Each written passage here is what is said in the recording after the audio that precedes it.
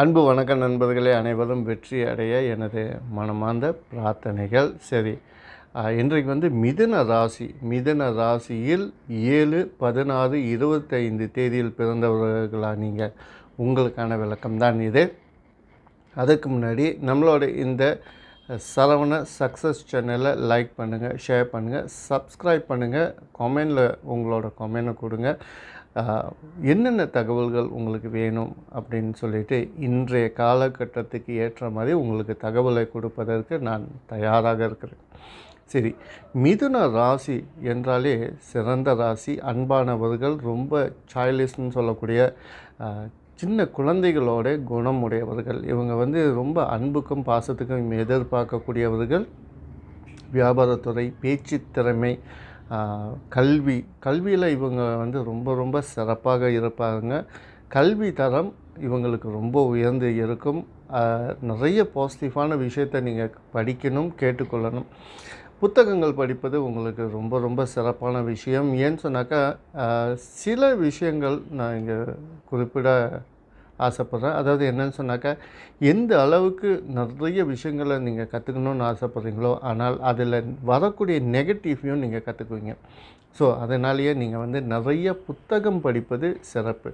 நிறைய புத்தகம் படிச்சிங்கனாக்கா நிறைய நல்ல விஷயங்கள் மட்டுமே உங்களுக்கு சேரும், உங்கள் குழந்தைகளுக்கு சேரும்.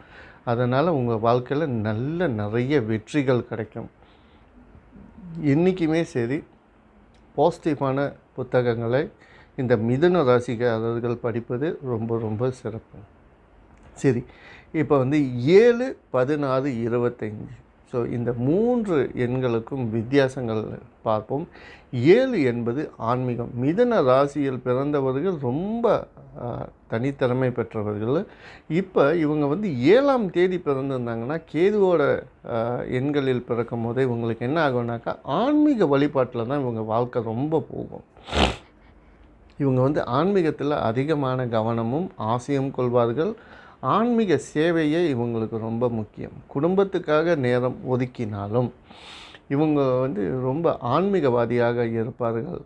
ஸோ இவங்களோட சம்பாதிக்கக்கூடிய சம்பாத்தியம் மற்றும் தன்னுடைய நேரம், பொது வாழ்க்கை, பொது சிந்தனை, மற்றவர்களுக்கு உதவி செய்வது, மற்றவர்களுக்கு சேவை செய்வது, ஆலயங்களுக்கு சேவை செய்வது, ஆலயங்கள் சம்பந்தப்பட்ட விஷயங்களுக்கு சேவை செய்வது அல்லது பொதுமக்களுக்கு சேவை செய்வது என்று தன்னுடைய வாழ்க்கையை விட தன் சார்ந்த மற்றவர்கள் வாழ்க்கை தான் முக்கியம். அவங்கள நல்லா குணப்படுத்தணும், சிறப்பாக வாழ வைக்கணும்னு நினைக்கக்கூடிய எண்ணமுடையவர்கள் இவர்கள். சரி, இப்போ அடுத்து வந்து 16. இங்கே வந்து மிதுன ராசியில் பிறந்தவர்கள் 1, 6. அப்போ இங்கே என்ன ஆகுதுனாக்கா, சூரியனும் சுக்கிரனும் சேரக்கூடியவர்கள். அப்போ சூரியனும் சுக்கிரனும் சேரும்போது என்ன ஆகும் அப்படின்னு பார்த்தாக்கா, இவங்க அரசாங்க துறையில் பணிபுரிவதற்கும் அரசாங்க சார்ந்த வேலைகள் செய்வதற்கும் நிறைய வாய்ப்புகள் உண்டு. இருந்த போதும் இவங்களுக்கு வந்து இங்கே 6வது எண் சுக்கிரனுடைய எண் வருவதனால இவங்க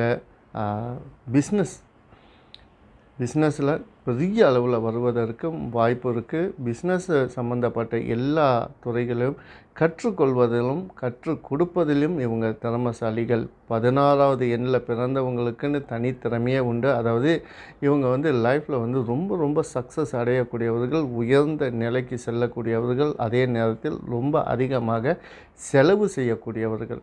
ஏன்னா இங்கே சுக்கிரனும் சூரியனும் சேருவதனால இவங்களுக்கு வந்து செலவு அதிகமாக இருக்கும். ஸோ அந்த செலவை வந்து ரொம்ப கவனமாக பார்த்து செலவு பண்ணுவது சிறப்பு.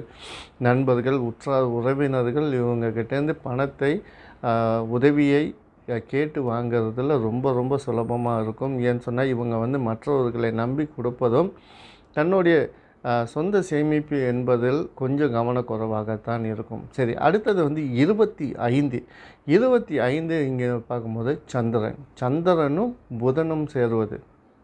ஸோ இவங்க ஏற்கனவே மிதுன ராசியில் பிறந்தவங்களுக்கு தனி அழகுன்றது இருக்கும். இவங்க வந்து புதன். இப்போ இங்கே மறுபடியும் சந்திரனும் புதனும் சேருகிறார்கள்.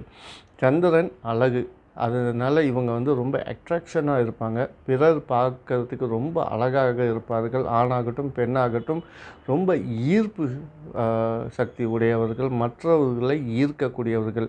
இவங்கள பார்க்குற உடனே இவங்கக்கிட்ட அன்பாக பழகணும் அப்படின்ற ஆசை மற்றவர்களுக்கு வரும். சரி, இங்கே புதனும் வருவதனால நான் மிதுன ராசிக்கு சொன்ன அதே விஷயங்கள் தான் இவங்களுக்கு வந்து ரொம்ப சாயலான சிந்தனைகள், அன்பு, பாசம், அரவணைப்பு, இதுக்காக ரொம்ப இயங்கக்கூடியவர்கள், சுற்று பயணம் செல்லக்கூடியவர்கள், வாழ்க்கையில் நிறைய வெற்றியை அடையணும் அப்படின்னு நினச்சி இவங்க நிறைய போராடி வெற்றி அடையக்கூடியவர்கள். இவங்களுக்கு தோல்வி என்பது பிடிக்காது. இருந்தபோதும் மொத்தத்தில் 7ஆக வருவதனால் இவங்க ஆன்மீக வாழ்க்கையில் நிறைய ஈடுபடுவார்கள்.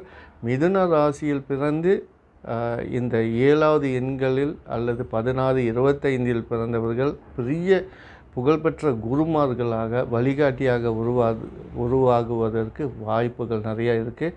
நீங்கள் அனைவரும் வெற்றி அடைய எனது மனமார்ந்த பிரார்த்தனைகள். நன்றி, வணக்கம்.